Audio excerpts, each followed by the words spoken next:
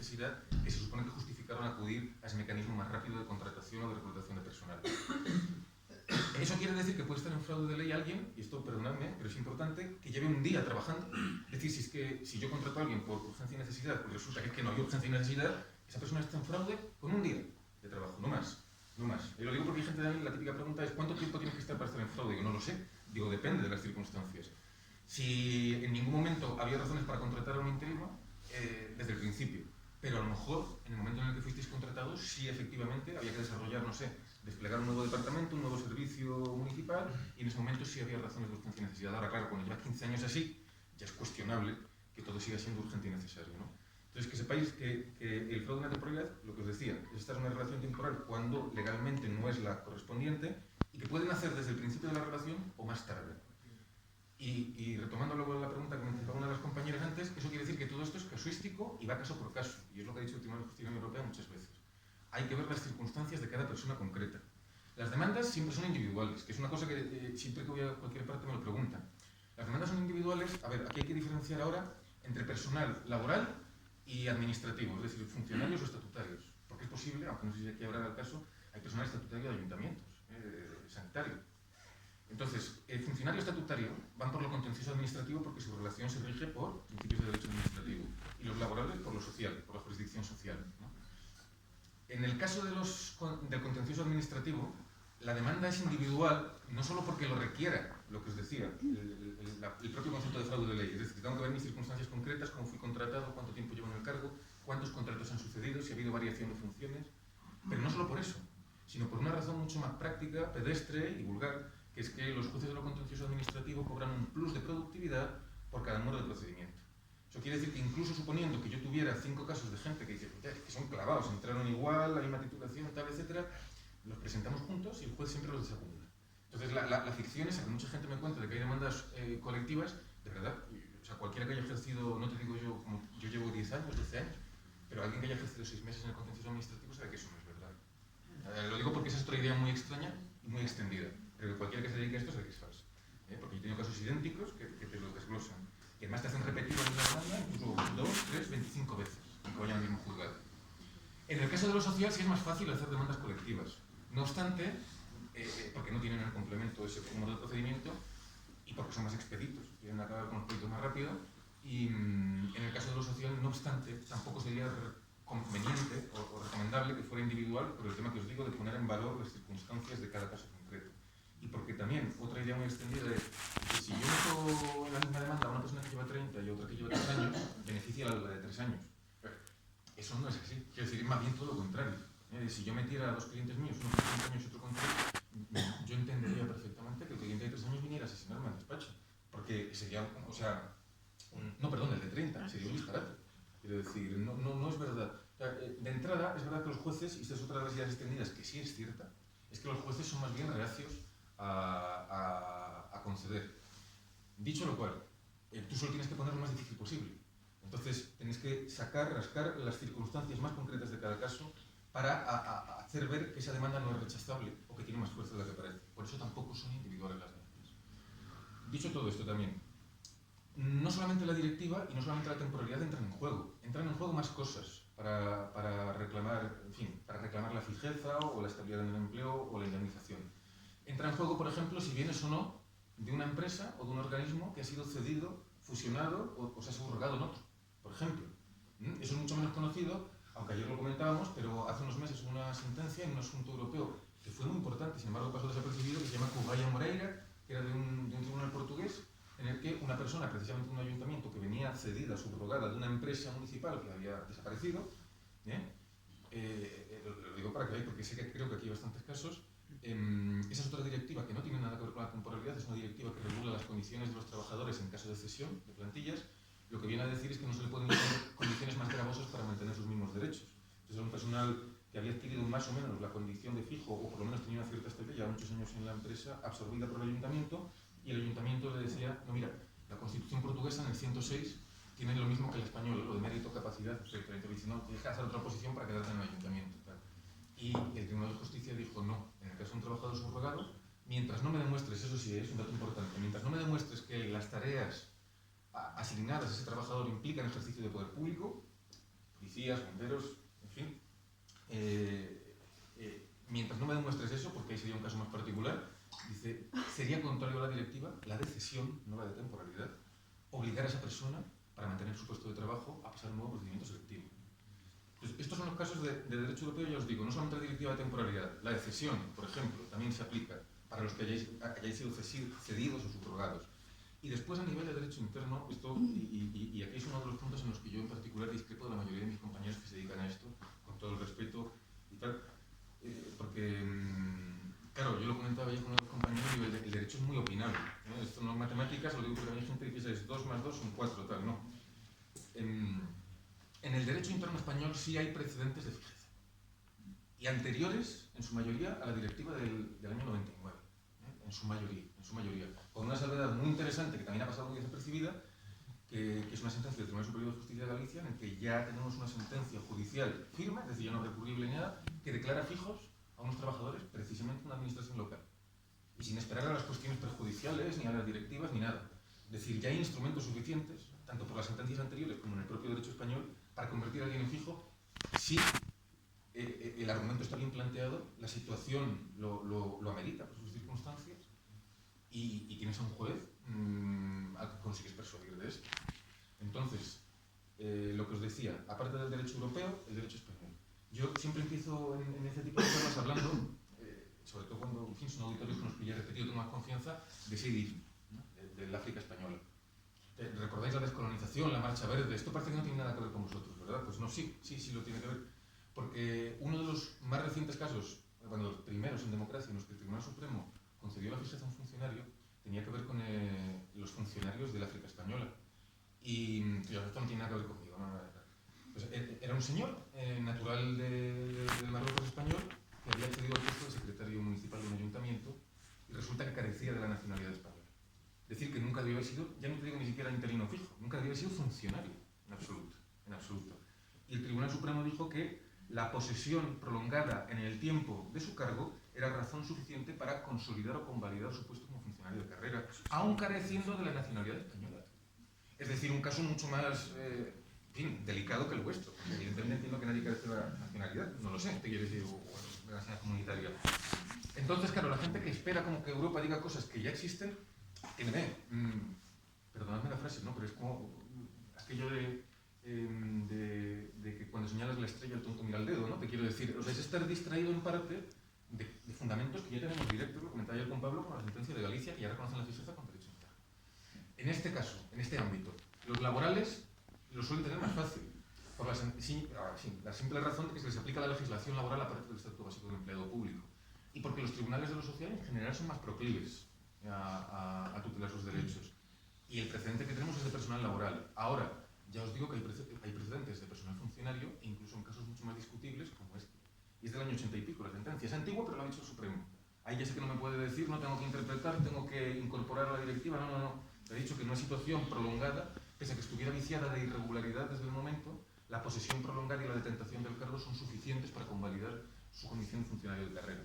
Y después hay otra serie de sentencias mucho más recientes, de las que tampoco se habla, por razones que se me escapan. Es decir, es que yo llevo mucho tiempo estudiando trabajando en este tema, ¿no? Hay una serie de sentencias en las que, por ejemplo, no se reconoce o se convalida la fijeza o la condición de funcionario de carrera, pero a funcionarios interinos o funcionarios interinos, personal temporal que fue trasladado, por ejemplo, de unas administraciones a otras, o que cayó en categorías a extinguir, y son casos un poco exóticos, pero que están ahí y son muy recientes, 2017, 2018, se les sigue reconociendo una figura muy antigua que también ha reconocido el Supremo, que es la de funcionario de hecho. Funcionario de hecho es quien, bajo apariencia de legalidad, desempeña públicamente y de manera indisputada, es decir, por la propia administración, su cargo como funcionario. Un funcionario de hecho, a todos los efectos, para entenderme, porque la gente me pregunta eso, ¿qué es? Es una creación jurisprudencia, o sea, que si eso no está en la ley, pero el Tribunal Supremo y varios tribunales superiores de justicia tienen dicho, dice, cuando alguien es declarado judicialmente funcionario de hecho, su régimen deja de ser el del interino y se acerca más al de un funcionario de carrera. Entonces nosotros lo primero que pedimos en el suplico de la demanda es la conversión en funcionario titular de carrera, en el caso de los funcionarios, en el caso de los laborales no, la condición de empleado público fijo, ¿no? Y en segundo lugar, para el caso de los funcionarios, la convalidación o la declaración de funcionario de hecho. De lo que, insisto, también hay muchísimos precedentes judiciales internos en España. O sea, que no hace falta ni esperar a la sentencia ni nada. Es decir, esto se puede pedir y ya hay gente que lo ha ganado. Y en tercer lugar, es verdad, estaría la situación que es el estado de cosas actual. Es decir, ahora mismo la jurisprudencia en España es sobre la cuestión de los funcionarios en fraude de ley, la sentencia Martínez Castrejana del Tribunal Supremo de septiembre del año pasado. Y en esa sentencia lo que ha dicho es, bueno, tenía sus limitaciones porque la sentencia estaba planteada en unos argumentos que no le permitían tampoco abordar directamente el tema de la fijeza. Es decir, que no es que el Tribunal Supremo lo haya rechazado. Yo creo que también los titulares de prensa y estas cosas van a entender cosas muy raras, ¿no? Es simplemente que la primera y única vez hasta la fecha en la que se ha pronunciado sobre funcionarios en fraude de ley el Tribunal Supremo fue un caso de dos empleados vascos que llevaban la tira de años, llevaban conocidas estas circunstancias y tal, y a los que el Tribunal Superior de Justicia del País Vasco los había declarado indefinidos no fijos. Y sabéis que es la solución estándar o el comodín para los laborales, ¿no? Y el Tribunal Supremo, en esos términos planteado el debate, cuando llegó a casación dijo, oye, yo indefinido no fijo no te puedo declarar porque eso es del personal laboral, entonces te declaro interino indefinido, que más o menos es lo mismo que indefinido no fijo.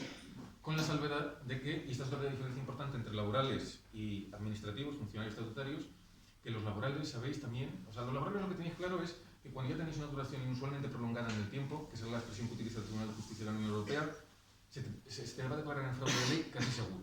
Tendrías que hablar con un juez muy para que te lo negara. Ahora, la cuestión son las consecuencias. Lo normal es que te declaren indefinido no fijo. Es decir, que estar en fraude de ley es un estado y después tiene sus consecuencias. En fraude de ley es relativamente fácil que te declaren. Lo que están haciendo muchos tribunales, que yo decía, digo, a mí no me preocupa que te digan que estás en fraude de ley o no. A mí, ¿en qué se traduce eso en consecuencias concretas? Entonces, en los laborales, por ejemplo, pues tienen reconocimiento de fraude de ley y muchos juzgados automáticamente lo que hacen es indefinido no fijo. Que sabéis que sigue siendo temporal, pero puede ser cesado por menos causas que por las que podría ser cesado si no interino normal, y además tienes el derecho a una indemnización de 20 días por año trabajado cuando te cesaran. Lo cual no está mal, y es decir, ya es algo, pero es verdad que no es lo óptimo lo que se explica. Esa posición ya ha sido superada, os digo, por el Tribunal Superior de Justicia de Galicia, que ya ha reconocido fijo, condición de fijo. ¿Qué diferencias o qué argumentos tenía el Tribunal Superior de Justicia de Galicia para apartarse y dar un paso más? Pues, por ejemplo, si tú acreditas que cuando accediste a tu puesto lo hiciste de una forma aparentemente o razonablemente irregular, es decir, que no eres el hijo del alcalde ni cosas por el estilo, quiero decir. Claro, yo una de las primeras cosas que pregunto a todos los clientes cuando vienen es, les decía ayer a Pablo, digo, ¿tú cómo estás aquí? ¿Ya? Y decir, porque hay gente que lleva muchos años y, ¿no? y le preguntas y digo, yo necesito tu nombramiento, y no lo encuentran. El interino más antiguo que tengo es un señor que es profesor de lengua y literatura en Ciudad Real y es interino desde que yo nací, desde junio de 1987. O sea, que hay gente que de verdad no sabe, no encuentra, pero es importante acreditar eso porque es uno de los argumentos del TSJ de Galicia. Dice, lo de indefinido no fijo o tal, dice, eso es cuando la persona ha accedido de manera irregular. Dice, si ha accedido de manera aparentemente regular, nunca se impugnó la convocatoria, no se ha declarado ninguna responsabilidad penal o ilegal por prevaricación, por haber metido a esta persona aquí, en principio esa persona sí cumple los requisitos de mérito y capacidad.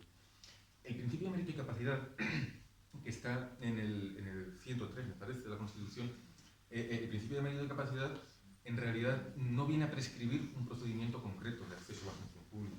Esa es otra de las discusiones que también tiene muchas confusiones ahora en las redes sociales y demás, ¿no? No es verdad que para acceder a un puesto fijo de empleo público sea necesario superar una oposición. Hay gente que ha accedido, yo digo porque hay gente que le da sarpullidos, ¿no? Y con entrevistas, digo, sí, con entrevistas. Y una entrevista puede ser un proceso hecho seriamente, eso es otra cosa, perfectamente válido o más válido que una oposición, desde luego. Yo creo que convendréis muchos de vosotros conmigo. Entonces, con eso quiero decir que no es cierto que en todo caso sea requisito sine qua non imprescindible haber superado una oposición. No obstante lo cual, si la has superado, de nuevo por eso son importantes las circunstancias de cada caso concreto, si por ejemplo has aprobado y no tienes plaza, o por ejemplo, sí es posible, ¿no? Teóricamente es ilegal, por cierto, aprobar sin tener plaza, teóricamente es ilegal desde el Estatuto Básico del Empleado Público, pero ya sé qué pasa. Pues por ejemplo, eso sí amerita a favor de tu caso, ¿no? Si has entrado por un procedimiento selectivo aparentemente regular, mejor. Lo digo porque, por ejemplo, aquí no lo sé, pero hay mucha gente, yo en Madrid me encontré mucha gente que entraba porque sabéis que a veces se recurre a las bolsas de la oficina de empleo, ¿no? De gente que está desempleada, lo cual desde un punto de vista de política social es muy legítimo, pero es cierto que hay un procedimiento selectivo de ningún tipo, ni oposición, ni entrevista, ni nada, no quiero decir, sino que es una bolsa precisamente pues, para reintegrar a gente en paro de larga duración, etc. Ese es el peor de los casos para demostrar que has entrado, digamos, regularmente. Bueno, el peor de los casos sería, ¿no? El peor de los casos sería decir que eres, no sé, el amante del alcalde. Quiero decir, o sea, hay casos peores, ¿no? Pero me entendéis que cuanto más razonable sea, y los hay que bajar las circunstancias del caso concreto, más fundamentada está la petición de que se asiente o se convalide tu puesto como el de empleado fijo. Y que sepáis que no dice lo de la oposición la Constitución, porque no lo dice. Porque constituciones anteriores de España sí que exigían la oposición para acceder al menos a determinados ámbitos de la administración. La única constitución que yo he logrado localizar, española, que te dice expresamente se accede mediante oposición, es la de 1867 para la judicatura. 1867 de tipos de O'Donnell. Una idea, y después el trienio liberal y todo esto. Y porque había una preocupación política en concreto por el tema de la judicatura. Las constituciones posteriores no prejuzgan cómo has accedido al empleo público. Lo que sí que te dicen es que no puede ser de forma arbitraria o ilegal. Y lo único que hace es que refuerza las garantías de transparencia, de igualdad y de concurrencia en el caso de acceso al empleo público. Pero quiero decir que en principio cualquier persona puede alegar prohibición de discriminación e igualdad ante cualquier actuación del Estado, no solamente ante esta. Pero en el caso del empleo público, el principio de capacidad lo refuerza. Es decir, oye, ahí, ten cuidado con lo que haces. ¿Pero que puede ser con una entrevista? Sí. Por ejemplo, en Navarra, cuando se constituyó como comunidad foral, y hay muchos clientes de Navarra, quisieron traer a muchos médicos buenos, de estos que habían estudiado. Sabéis que hasta hace poco la medicina solamente se podía estudiar en Navarra en la privada, la del Opus. Había muchos médicos buenos que se habían ido después de esa clínica a hospitales prestigiosos estos en Nueva York, con nombres raros y tal. Entonces Navarra dijo, oye, yo, si voy a constituir mi propia sanidad foral, que los Pidetsa, tal, dice, yo quiero que, no, los Unidad, dice, yo quiero que recuperar todo este talento. Y claro, si a esa gente con sueldos millonarios en Nueva York les vas a decir que se vengan aquí 5 años, que estén en la posición, pues no era un planteamiento atractivo. Entonces, a muchos de ellos los reclutaron por entrevistas. Y ahí sigue, ¿no? Quiero decir que veáis la relativización del sistema de oposición, en este sentido. Y que mientras hayas accedido de una forma que no sea arbitraria ni legal, que haya sido pública y que haya tenido ciertos criterios de valoración y no se hayan aplicado de manera, en fin, despótica o tal, tienes base para, en la línea del Tribunal Superior de Justicia de Galicia, pedir que se te consolide como empleado fijo. Porque, y volvemos al caso de Sidigni y de África Española, digamos que lo único que os impide a un funcionario interino, lo único que le impide ser fijo, no es no haber pasado mérito y capacidad, porque se supone que las leyes además lo dicen, el Estatuto Básico del Empleado Público, lo único que le impide es que su nombramiento, su acto de nombramiento, tiene una cláusula temporal. Es decir, en todo lo demás, el acto de nombramiento es igual que el de un funcionario de carrera y el de un empleado laboral igual, ¿no? En el ámbito laboral. Entonces, en el caso, fijaos lo que os quiero decir, vuestros nombramientos son ilegales en el momento en el que la cláusula de temporalidad ya no está justificada. Pero en el resto de cosas sois iguales que un funcionario. Salvo para ciertas cosas, es verdad. Por ejemplo, un funcionario interino no puede instruir expedientes sancionadores, disciplinarios, se supone, en la práctica después, en fin, tal, etc. Entonces, lo que le pedimos al tribunal es simplemente que anule y reconfigure el acto administrativo, reconvirtiendo el vicio, es decir, integrándolo en un acto legal. Dice, esta persona tiene todos los requisitos que tiene un funcionario. Ha sido seleccionada conforme a mérito y capacidad, ha tomado posesión del puesto, cumple con los requisitos de la Nacionalidad Española, no ha sido apartado ni inhabilitado por sentencia penal firme, etc. Lo único que os diferencia es la cláusula de temporalidad. En el momento en el que esa cláusula deja de estar justificada, porque no se dan las circunstancias excepcionales que la justificaron, se ha desnaturalizado la temporalidad. Integra el acto, conviértelo en uno de funcionario de carrera. Y por eso os pongo el ejemplo siempre de las colonias españolas en África, porque fijaos que esa persona, y insisto, esto está refrendado por el Tribunal Supremo, esa persona tenía una ilegalidad en su acto administrativo de nombramiento mucho más grave que las vuestras. Porque en vuestro caso lo que falla es la cláusula de temporalidad, es decir, la que dice está sujeto a, sustituye a o su contrato, es decir, esa persona no carecía de la nacionalidad española. Eso sí que es un requisito mucho más esencial para ser funcionario. Entonces os quiero decir, si el Tribunal Supremo ha convalidado la condición de un funcionario titular de carrera fijo a alguien que carece de la nacionalidad, ¿por qué no iba a hacerlo a alguien que adolece vicios mucho más secundarios, como es la temporalidad, ¿no? Y después tenéis, insisto, la figura del funcionario de hecho, que es una forma de convalidar una situación de un temporal que lleva muchos años y a todos los efectos queda casi equiparado con un funcionario titular de carrera. Ahora lo que se está luchando es que los laborales, primero, que pasar de lo indefinido a no fijo, lo que ha hecho el Tribunal Superior de Justicia de Galicia, a que ya sea fijo, bajo los argumentos que os he dicho, mérito y capacidad, transparencia, etcétera, si no hay razones para obtener una conclusión distinta. Y después, en el caso de, y esto es un argumento que yo no lo he visto plantear a ninguno de los compañeros, pero nosotros lo estamos planteando, los que trabajáis en servicios que sean equiparables o que tengan en fin, sí, un homólogo en el sector privado, es decir, que también estén prestados bajo un régimen liberalizado de mercado, o haya empresas que se dediquen a lo mismo. Por ejemplo, ¿no? El Ayuntamiento de Granada, no lo sé, tendrá piscinas, ¿no? Pues también hay piscinas o gimnasios privados, ¿eh? Pero un bombero no hay bomberos, bueno, en algunos sitios en principio no hay bomberos privados ni policía privada, se supone, ¿no? Médicos, sí hay comparación, o sea, que si tienes un término comparativo en el mercado privado. En esos casos, y esto no sé por qué, también ha pasado desapercibido en el debate, pese a que hay precedentes judiciales muy interesantes. En esos casos, aparte del fraude de ley y aparte de estas cuestiones que os he dicho de función pública, se añade el que el artículo 101, 105 del Tratado de Funcionamiento de la Unión Europea prohíbe las ayudas de Estado que distorsionen la competencia en favor de unos operadores económicos y en perjuicio de otros, lo que incluye al sector público. Es decir, que, fijaos, un laboral en una empresa privada sería fijo, ¿no? Cuando incurre en fraude de ley, ¿verdad? Fijo en sentido normal. En cambio, el de la empresa pública tiene como un trato privilegiado de la empresa pública, ¿no? Dice, bueno, no, este hombre no lo voy a hacer fijo, ¿no? Por caso de indemnización y tal. Es decir, el coste laboral que comporta la legislación de trabajo para una empresa o una administración pública es inferior al que comporta para un empresario que se dedica a la misma actividad en el sector privado. No se me ha explicado, ¿eh? Es decir, el señor de piscinas públicas incurre en fraude de ley porque tiene que hacer fijo. Es que después lo despidas, ¿eh? Con indemnización improcedente, lo que sea. Pero los operadores económicos públicos tienen privilegios en cuanto a que su coste laboral es menor, desde ese punto de vista, desde el punto de vista de CES. Entonces, eso constituye directamente un trato privilegiado en favor de empresas o administraciones públicas que operan en el mercado. No las que no, quiero decir, ¿no? Si trabajas, no sé, en el archivo municipal, pues ahí es difícil encontrar un parámetro de comparación. ¿Que hay bibliotecas privadas? No, casi no hay, pero podría ser, ¿no? Pero tienen que ser actividades típicamente externalizadas o típicamente liberalizadas o en régimen de semi-mercado. Entonces, tenemos varias cuestiones perjudiciales que ya hemos sugerido a tribunales de lo laboral, esto, porque normalmente este tipo de personas suele ser laboral, que las planteen al Tribunal de Justicia de la Unión Europea porque ya hay precedentes sobre eso. Y en ese caso, la consecuencia sería equiparar la solución del personal temporal en fraude de ley en el sector público a la del privado, fijo. Y después hay otra serie de argumentos, como os decía antes, que es por ejemplo el hecho de que haya sido cedido o subrogado, etc. Entonces, a grandes rasgos esos son los fundamentos que manejamos para la fijeza. Ahora, otro de los mitos que me han pedido además que comentar abiertamente, pero que es que de verdad es un mito también muy extendido, es si yo no demando, ¿me van a dar algo? No quiero decir, o sea, la administración, claro, vamos, yo me llevo muchos años de contencioso administrativo y créeme que la administración no es un ser particularmente generoso. Te quiero decir, el otro día salió una noticia, no sé si estaban interinos de toda España o en un grupo de estos, que decía, hay un interino que ha ganado una indemnización y lleva 1 año y pico para cobrar. Digo, bueno, poco tiempo me parece, porque en mi experiencia la administración pone reticencias para pagar, para todo, etc.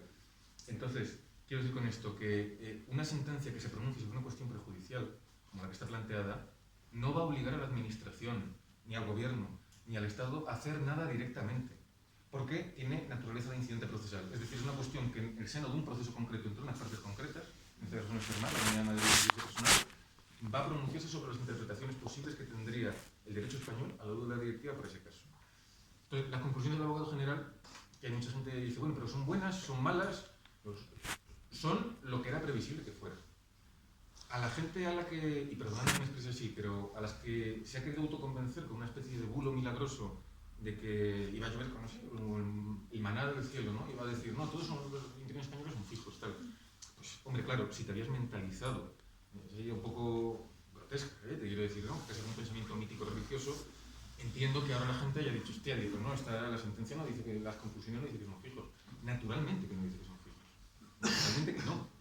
Porque durante muchos años, y si te lees la propia directiva, bueno, ya he sabido, pero da igual, en fin, la propia directiva en la cláusula 5 dice que los Estados tienen la obligación, es verdad, de establecer medidas que prevengan, disuadan, sancionen el uso fraudulento, es decir, ilegal, de los contratos o las relaciones de empleo temporales. Y te dice, ahora, queda en manos de las autoridades nacionales decidir cuáles sean esas medidas, que podrán consistir en una o varias de las siguientes. Y te pone 3 ejemplos. Y te dice, por ejemplo, establecer un listado tasado de causas por las que se pueda contratar a alguien en temporalidad. ¿Eso existe en España? Sí, en la ley existe. Hay un listado tasado, si te vas al 10, al 11 del EBEP, del Estatuto Básico del Empleado Público. Establecer la duración máxima que puede alcanzar una relación de empleo temporal o sucesivas concatenaciones. ¿Eso existe en España? Sí, para algunos sí, para algunos sí. Para por ejemplo, la gente que haya entrado como interinos por programa, hay una duración máxima de 3-4 años. La gente que haya entrado como interinos por acumulación de tareas también la hay. Incluso la gente que haya entrado como interino por vacante, en el sentido de que teóricamente su plaza debería haber sido ofertada en una, en fin, incluida una oferta de empleo público ese mismo año o el siguiente y ejecutada dentro de los 3 posteriores.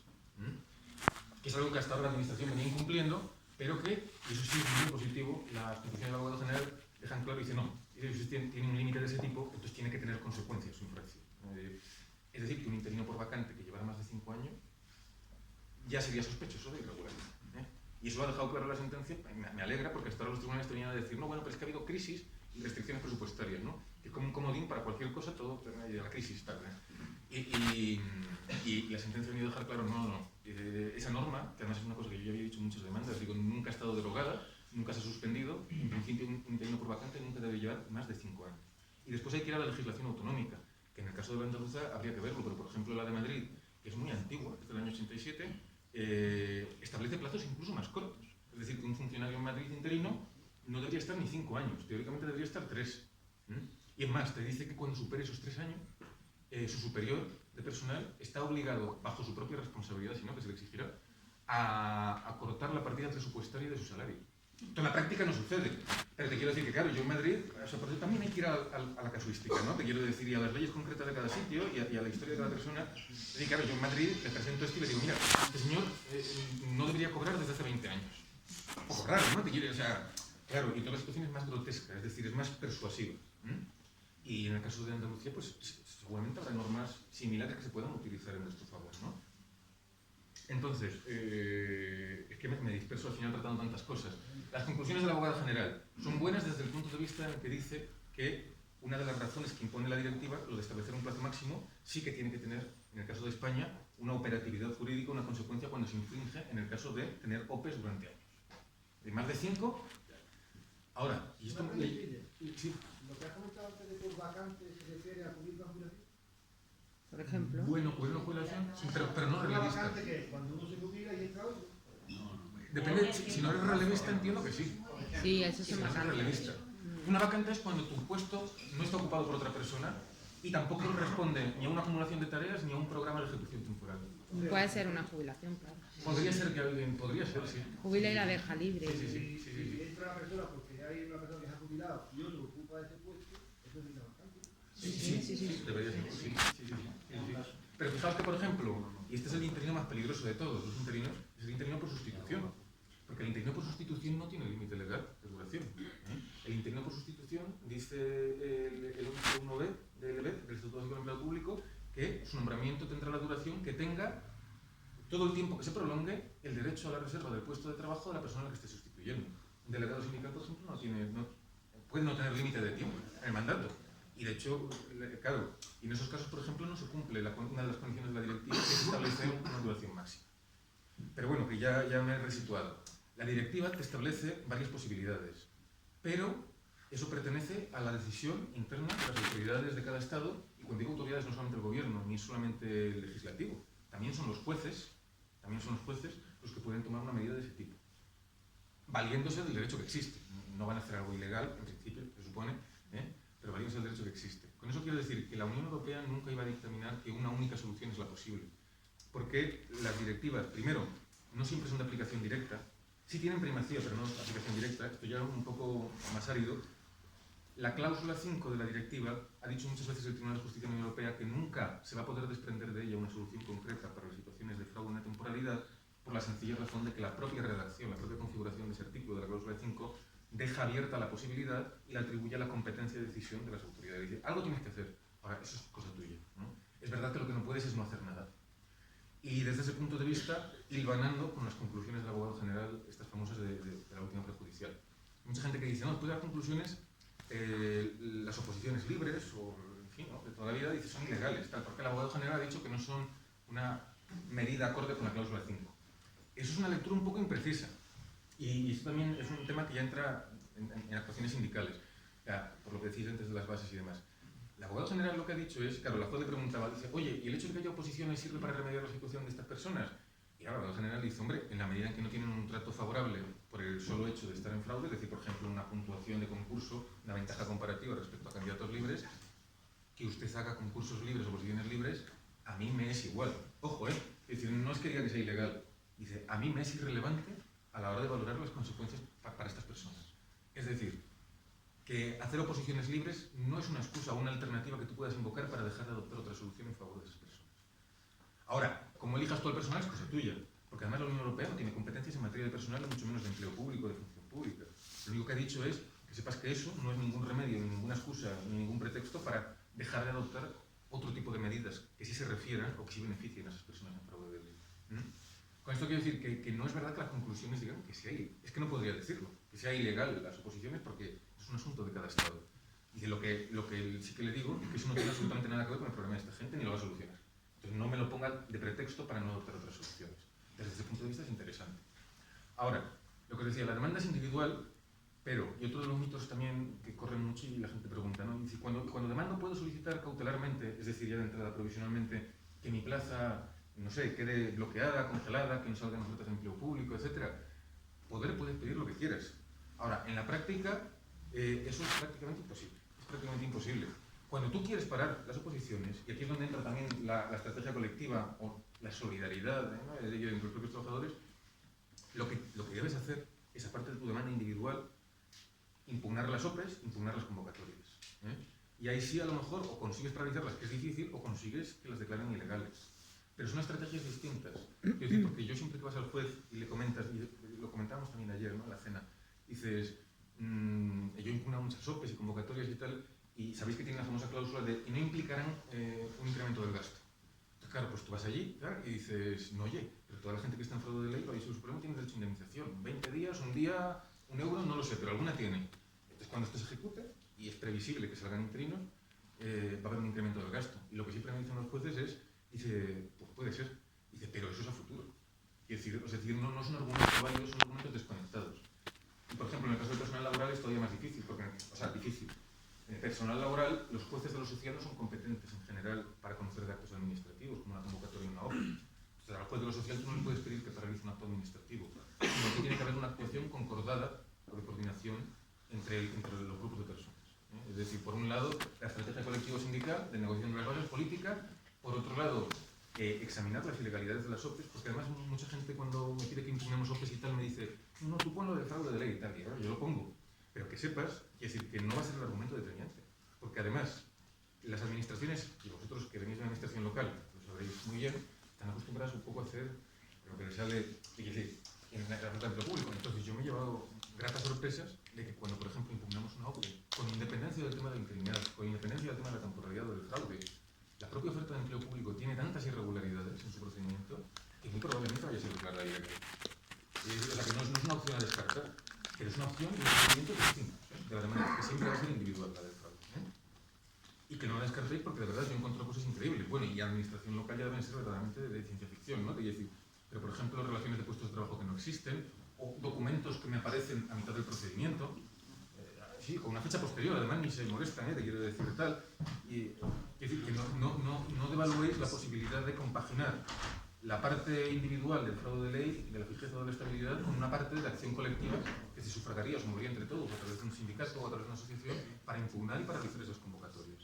Que es una estrategia conjunta. Y al mismo tiempo la propiamente político-sindical, que es tratar de negociar, manifestarse, etc. Entonces, eso, que tengáis claro que un poco lo que caracteriza mi postura respecto a otros compañeros es que no es cierto que el derecho español prohíba la fijeza, que de hecho ya hay precedentes judiciales. En el caso de lo social, el más reciente, que eran laborales del Ayuntamiento de Aguarda, en Pontevedra, un pueblo precioso de la frontera portuguesa, por Ferry, que los han declarado fijos, sin ninguna cuestión prejudicial ni europea.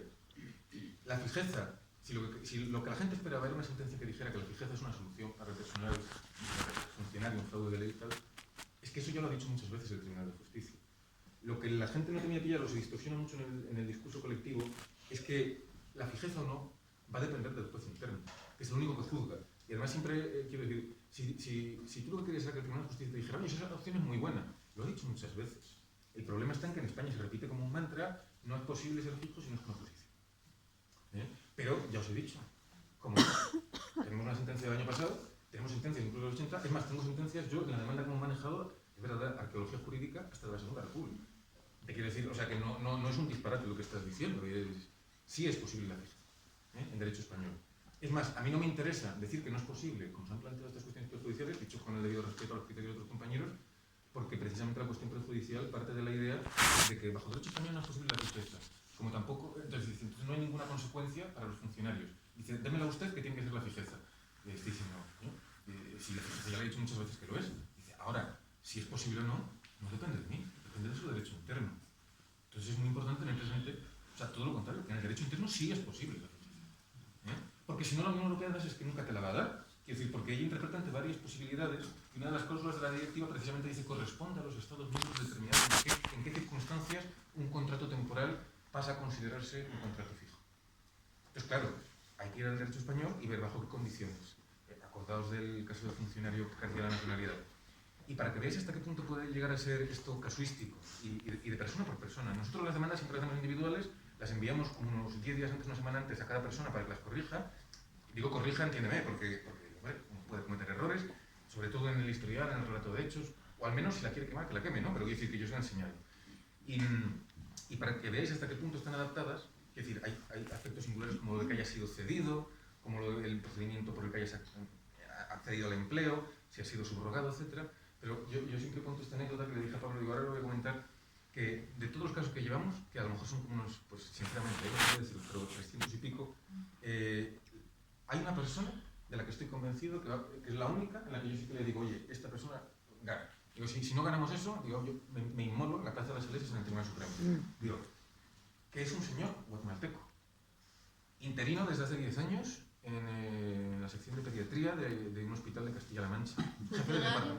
¿Funcionario? Sí, bueno, estatutario interino, por vacante y tal. Y qué no tiene que ver que sea guatemalteco, ¿no? Incluso hay gente que diga, hostia, un extranjero, cosa más rara, ¿no? Te quiero decir. Bueno, pues para que veáis hasta qué punto hay que bajar las circunstancias particulares de cada caso. Hasta qué punto, y no es posible generalizar ni hacer demandas masivas, es que yo cuando vi el caso de este señor, entre todos los que consideramos, digo, hostia, es de Guatemala, tal. Y, bueno, yo por razones familiares y tal, tengo amigos de Centroamérica y de Guatemala, y resulta que Guatemala, en el año 50 y pico, por ciertos tratos personales de favor que tenía Franco con no sé qué fábrica de tabaco o algo así de Guatemala, hicieron un tratado internacional que sigue vigente a día de hoy, en el que dice que cualquier guatemalteco y cualquier español, por el solo hecho de instalarse desde el primer día, residente legalmente en el otro país, adquiere automáticamente la nacionalidad, sin necesidad de ninguna otra cosa más. Este señor se presentó de interino. Es más, vino, es profeso, porque presentó la candidatura y le dijeron que este tal. Fijaos hasta dónde llega el INRI, o sea, quiero decir, y las circunstancias particulares, estuvo de interino unos años y salió una oposición. Y se presentó y aprobó. ¿Sin plaza? No, con plaza. Y cuando iba a tomar posesión de la plaza, que también esto es... Bueno, cuando iba a tomar posesión de la plaza, le dije, pero si usted no tiene la nacionalidad. Y claro, es verdaderamente asombroso. Primero, porque para ser interino ya tenía que tener la nacionalidad. Quiero decir, es decir, que entonces me está diciendo que todo este tiempo tampoco debería haber estado aquí. Yo, pues que mala hostia, ¿no? Dice que justo cuando haya cogido la plaza que quería dar, es cuando se dan cuenta ellos, dicen, ¿no? Entonces, claro, este hombre está en fraude de ley, bueno, porque lleva un montón de años, pero es que además ha superado un procedimiento selectivo, pero es que además obtuvo plaza, pero es que además, y esto es lo interesante, nunca debió haber sido excluido de la toma de posesión de la plaza porque desde el primer día en que se instaló legalmente en España, el Tratado Internacional firmado por Franco en 1954 le concedía la absoluta equiparación de derechos a un nacional español. Este señor, si el juez me dice que no tiene mérito o capacidad, que no tiene nacionalidad, no sé qué me va a decir, te quiero decir. Entonces, para que veáis hasta qué punto hay que descender al caso concreto. Y además, yo cuando vi esto, lo primero que dije, yo, ¿y tú conoces a guatemaltecos? Y hay que decir que esa niña de tal porque esa gente lo va a tener ganado. Y también para que veáis lo importante que es la elección de abogados. Esto es una profesión. Quiero decir, o sea, tenemos mala fama, nuestro gremio nos precede y tal, pero claro, nosotros vivimos de esto, quiero decir, de pleitear. Y hay abogados hasta la sopa. Quiero decir, pero para que veas también a veces que es una relación de confianza y esto es muy importante, ¿no? Y de trato individual. Por eso una compañera me preguntaba antes, dice, pero si contratamos contigo, dice, vamos a ir a hablar contigo, o sea, vas a ver mi caso concreto. Y claro que sí. Este chico tuvo la mala fortuna de que cuando lo expulsaron por no tener la nacionalidad de la toma de posesión de plaza, yo con una compañera, que a lo mejor es una bellísima persona y como dice Woody Allen, un ejemplo para su raza, no lo sé, pero que la compañera le puso un recurso de alzada en la justicia. Y perdió. ¿Qué le puso? Un recurso de alzada, ¿sabéis? Alzada en administrativo, un recurso que no estaba bien fundado. Dijeron que era discriminación por ser extranjero. Que sí, es discriminación por ser extranjero, pero es una discriminación que, salvo que lo montes de esta manera, sería legítima. Porque efectivamente tienes que tener nacionalidad española de un país miembro, o de la OCDE, o de un país que tenga suscrito con España un tratado internacional que te equipare efectos de nacionalidad para el acceso al empleo público. Y resulta que ese tratado sí existía. Entonces, ves que hay que poner en valor las circunstancias muy concretas de cada persona. Claro. Y bueno, que si es momento para demandar, pues hombre, quiero decir, los primeros que lo hicieron fueron pioneros y demandaron en momentos en los que no había precedentes judiciales. Es decir, es que precisamente ahora hay muchos. Esperar a la sentencia o no, me es irrelevante, porque si demandáis ahora, cuando sea el juicio la sentencia ya habrá salido. Y si es favorable, se cita, se incorpora al procedimiento. Pero lo que os quiero decir es, fijaos, los del TSJ de Galicia, que por cierto lo llevaron unos compañeros que son mucho menos conocidos en todo este mundo de los interinos y tal, los abogados de la CNT, de Aguado, no os conocen ni Dios, pues son los primeros que han ganado un pleito con fijeza. ¿Han esperado alguna cuestión prejudicial? Es más, ¿han planteado alguna cuestión prejudicial en ese proceso? No, no la hubo. No la hubo. Entonces te quiero decir que no esperes ningún tipo de actuación milagrosa que vaya a condicionar el procedimiento. Pues hay gente que me dice, no, si es que el problema no es ese, el problema es otra idea muy extendida, que es que, y esto yo ya de verdad lo pregunto una cantidad de veces, dice, es que ¿y si el Estado legisla? Y dice, bueno, digo, el Estado legisla todos los días, te quiero decir, sobre todo el precio del tabaco, si veis el voz, ¿eh? Y la situación política en la que estamos, el acceso al empleo público, precisamente porque tiene un derecho, está asociado con un derecho fundamental, no se puede regular por decreto ley. Entonces, haría falta una ley. Y además, parece que todavía no somos conscientes que vivimos en un estado fragmentado. Nos guste o no, y decían, a mí me parece simpático los estados fragmentados, centralizados, eso que vengo de Madrid. Me parece. Entonces, quiero decir, no solamente no se podría regular por un decreto ley de la Moncloa para toda España, se tendría que regular por una ley, porque afecta a derechos fundamentales, y se tendría que regular en una ley en cada ámbito de competencia. Es decir, que en Andalucía haría falta una ley de Andalucía. En Cataluña una de Cataluña. No valdría una ley de todo el Estado. Y si la famosa ley esa que todo el mundo teme, ¿no? Que es como en inglés que se llama scaremongering, ¿no? Es decir, un metemiedos, dijera, no, ahora no puedes coger la fijeza, puedes coger la indemnización. Esto a mí me sorprende, por lo que os decía antes, la administración no es una persona generosa. Sí, claro, que si tú dices que el Estado va a hacer una ley en la que va a decir, oye, reconozco un montón de millones, teniendo la ventaja que siempre tiene el Estado, que es no hacer nada y que te costes tú el pleito, me parece, en fin, difícil de creer. Pero es que aun si esto sucediera, como vuestra situación ya está consumada, una ley que os quitara derechos, la posibilidad de reclamar judicialmente derechos sobre situaciones ya consumadas en el pasado, sería una ley inconstitucional, porque infringiría el derecho de acceso y de control judicial sobre la administración, de acceso a la justicia, y además tendría un contenido expropiatorio de derechos. Es decir, que de llegar a producirse tal legislación del Estado que la gente dice, sería mucho más sofisticado de lo que parece, y muy probablemente sería inconstitucional. Muy probablemente. Entonces, la razón de demandar ahora no es que haya una ley con una espada de Damocles extraña y tal, no. La razón de demandar ahora es que los procedimientos judiciales son lentos y que, y esto es muy importante y muy interesante y que poner en valor, que al margen de que sea individual y de que sea un problema de circunstancias de cada caso, y que entendáis, como os decía con las convocatorias y las OPEs, que también es un problema de acción colectiva. Y decir, o sea, esto porque hay mucho dilema del prisionero, ¿sabéis? Es decir, que yo, bueno, que paguen otros los abogados y decir, como Europa no va a hacer a todos fijos, ¿no? Pues también entra un poco dentro de ese pensamiento mítico, ¿no? Que decía antes. No. No es lo mismo que en un ayuntamiento como el de Granada, que, hombre, relativamente grande, pero fíjate cuánta gente está. Es decir, si demandan grupos numerosos, y esto ya le paso la pelota a Pablo, a los compañeros y tal, cuando demandan grupos numerosos, la dirección cede a las presiones sindicales y de los trabajadores. Yo he tenido sindicatos mucho más minoritarios que este, en Castilla-La Mancha, mucho más minoritarios, incluso de representación sindical, a los que no querían ver, y después de haber metido 300 demandas, aparte de que me conoce y me odia el consejero de Sanidad, los han recibido. Entonces que entendáis que, claro, esto es una estrategia conjunta, no solamente la vía judicial, ni mucho menos, sino que la vía judicial se suma a la político-sindical y se suma también a hacer presión por todos los frentes que sean, el político, el propiamente sindical, el judicial, etc. Vosotros pensad que cuando tengáis un proceso judicial iniciado, si el fraude de ley es relativamente